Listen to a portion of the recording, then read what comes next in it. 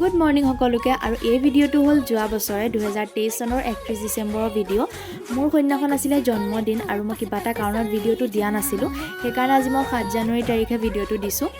আৰু মোৰ কন্যাখন জন্মদিন আছিলে সেইকাৰণে ৰাতিপুৱাই গ'লো বুঢ়াবা থানত সেৱা কৰিবলৈ তাৰপিছত আহি খালোঁ বিৰিয়ানী আৰু সন্ধিয়াকে মায়ে গোসাঁই ঠাইতে প্ৰসাদ দিছিলে আৰু কেক চেক কাটিছিলে আৰু মই একেবাৰে বছৰটো সেই দিনত জন্ম আৰু এদিন ৰখি দিয়াহেঁতেনে মই নতুন বছৰ এটা পায়ে যাওঁ বাকী যিয়ে নহওক অকণকৈ ভিডিঅ' কৰি থোৱা আছিলে সেইকাৰণে মই একেলগ কৰি পেলাই গোটেইখিনি আজি মই আপলোড কৰি দিলোঁ আৰু ভিডিঅ'টো যদি ভাল পালে কমেণ্ট কৰি জনাব